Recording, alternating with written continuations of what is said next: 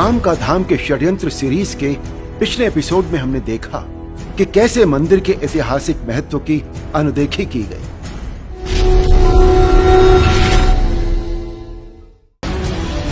आज हम देखेंगे कि कैसे राम मंदिर से जुड़े सबूतों और इतिहास को मिटाया, यहां तक कि वोट बैंक की लालच में श्री राम के अस्तित्व पर ही सवाल खड़े कर दिए गए।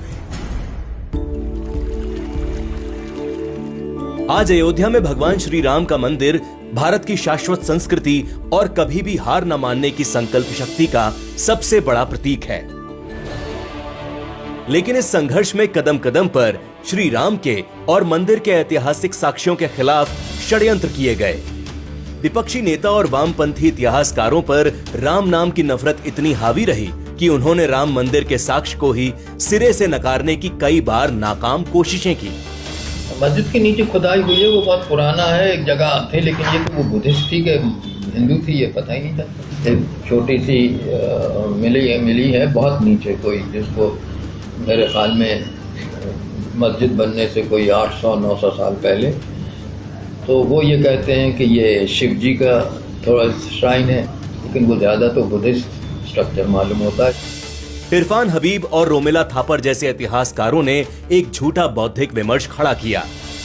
So let me try and explain this argument. Mention is made of something called the Ram Katha, but a text of this is not available to us from the very early period.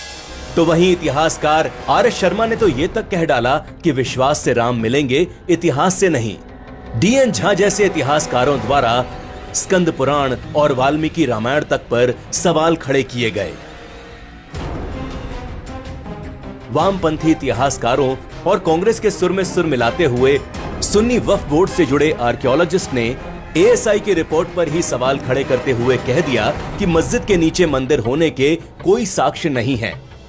रोज ऐसे ही नए नए फर्जी दावों के दम पर court में यह मामला लंबा खींचा गया। कांग्रेस ने तो एक और कदम आगे बढ़ाते हुए राम सेतु मामले में कोर्ट में हलफनामा दायर करके भगवान राम को ही काल्पनिक पात्र बता दिया। ये विडंबना ही कही जा सकती है कि जहां एक तरफ कांग्रेस और वामपंथी इतिहासकार भगवान राम के अस्तित्व पर ही संदेह खड़ा कर रहे थे, वहीं दूसरी तरफ मध्यकालीन विदेशी यात्री जोसेफ टेफेंथैलर, एम मार्टिन और विलियम फिंच के ऐतिहासिक यात्रा विवरण ही कोर्ट के फैसले का आधार बने। इन विदेशी यात्रियों ने यात्रा संस्मरणों में भगवान राम और उनसे जुड़े पवित्र स्थानों का व्यापक उल्लेख किया था। 2019 में सुप्रीम कोर्ट ने आर्कियोलॉजिकल सर्वे ऑफ इंडिया की रिपोर्ट का हवाला देते हुए कहा कि बाबरी मस्जिद का निर्माण किसी खाली जगह पर नहीं किया गया था। विवादित जमीन के नीचे एक और ढांचा था और यह इस्लामिक ढांचा नहीं था। सुप्रीम कोर्ट ने यह भी कहा कि पुरातत्व विभाग की खोज को नजरअंदाज नहीं किया जा सकता।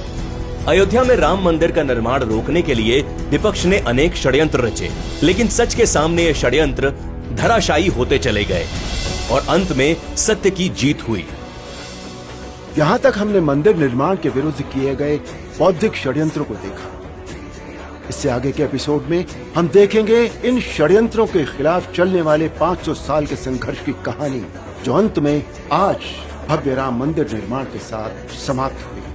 तब तक के लिए जय श्री राम। राम राम राम बोलो, जय श्री राम।